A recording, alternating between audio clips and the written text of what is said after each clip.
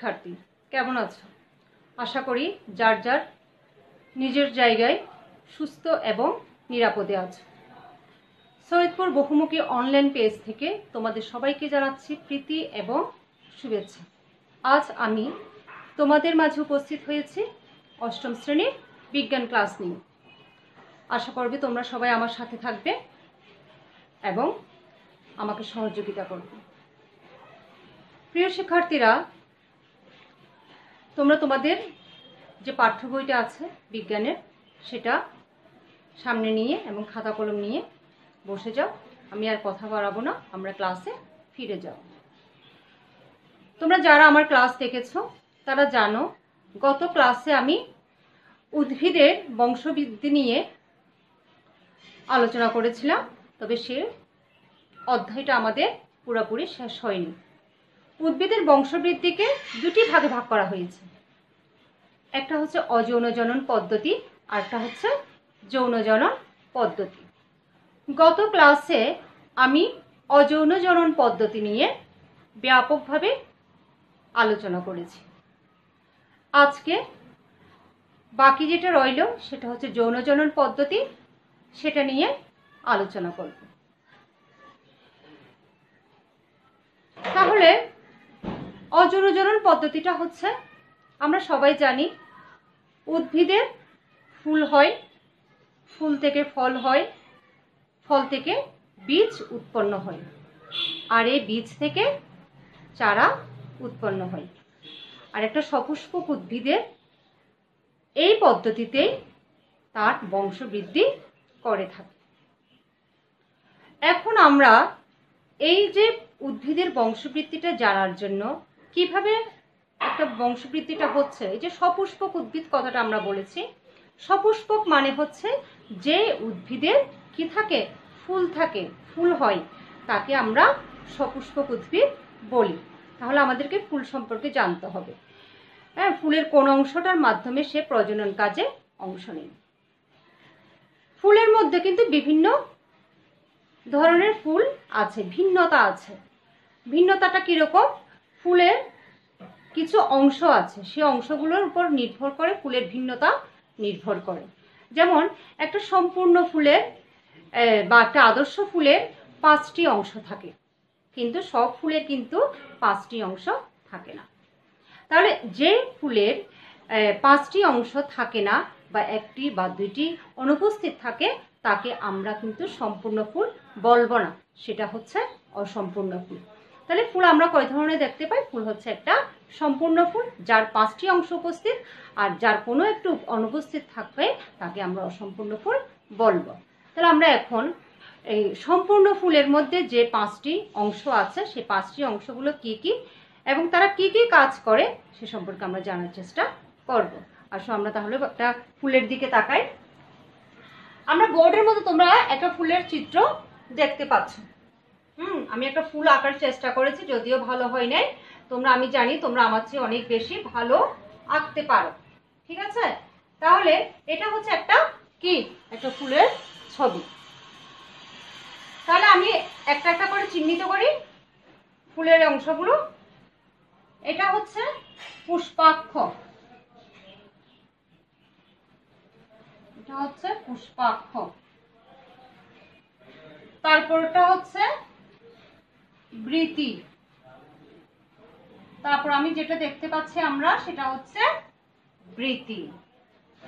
এরপরে হচ্ছে পাপড়ি বা দলমণ্ডল, পাপড়ি।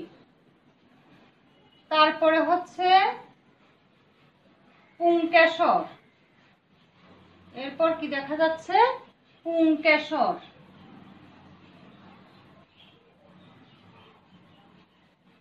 এরপর স্ত্রীকেশর,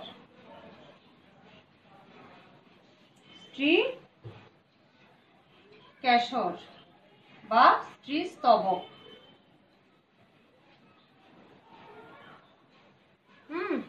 তারপর হচ্ছে গর্ভকেশর, স্ত্রীস্তবক বা গর্ভাশয় বা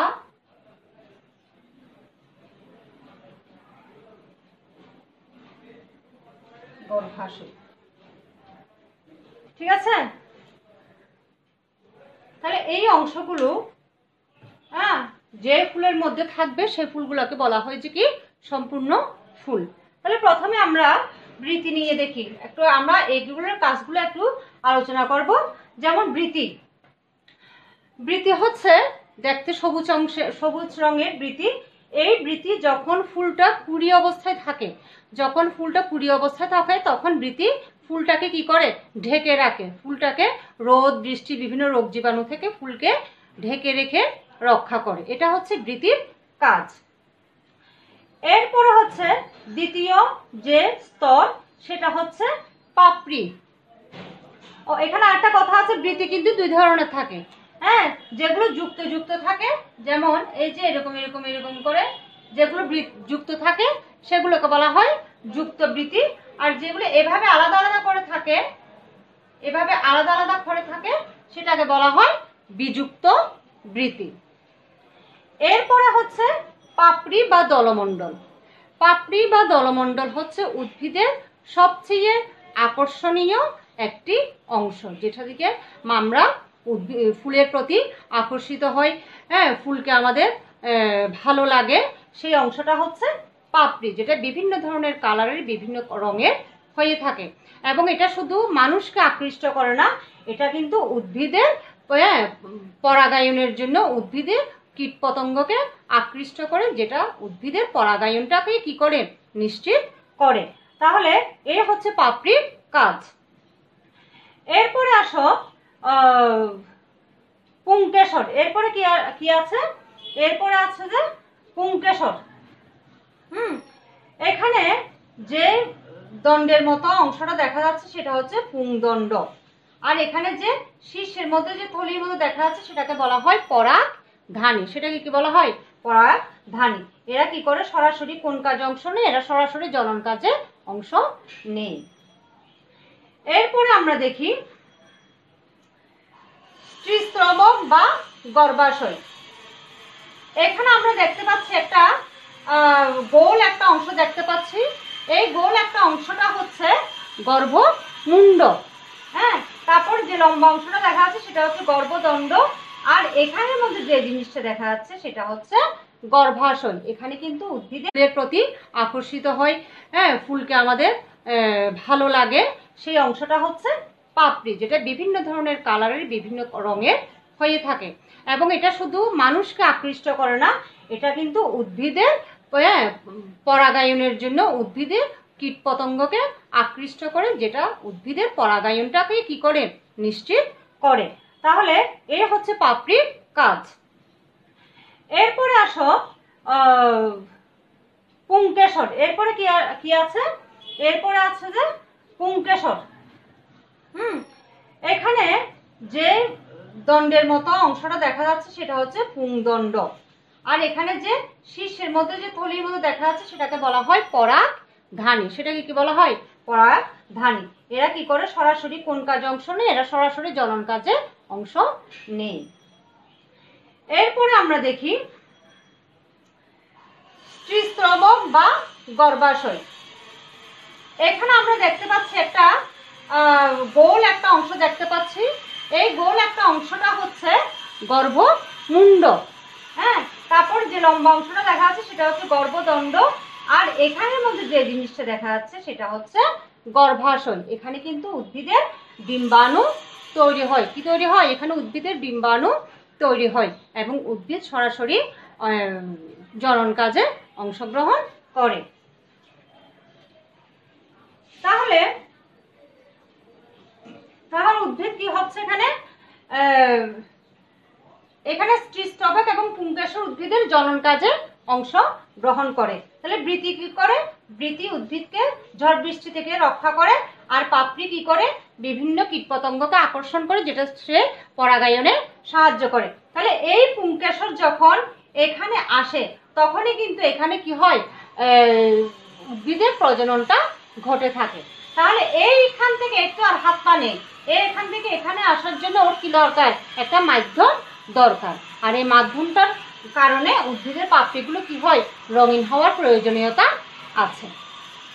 তাহলে এই হচ্ছে একটা ফুলের যে 5টি অংশ, এই 5টি অংশ সম্পর্কে আমরা আলোচনা করলাম। তাহলে এখানে হচ্ছে বৃতি, দলমণ্ডল এগুলো হচ্ছে বা পাপড়ি, এগুলো হচ্ছে উদ্ভিদের সাহায্যকারী অংশ, আর পুংকেশর এবং স্ত্রীস্ত্রবক বা গর্ভাশয় এটা হচ্ছে উদ্ভিদের অত্যাবশ্যকীয় অংশ।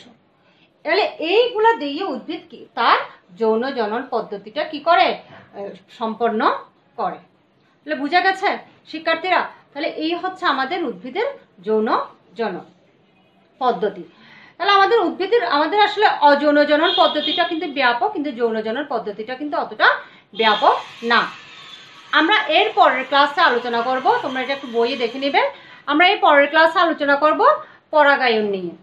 পরাগায়ন কাকে বলে, পরাগায়ন কত ধরনের হয় এবং পরাগায়নের যে বিভিন্ন মাধ্যম আছে সে সম্পর্কে আমরা আলোচনা করব। তোমাদের আগামী ক্লাসের বাড়ির কাজটা তোমরা একটু খাতায় লিখে নাও।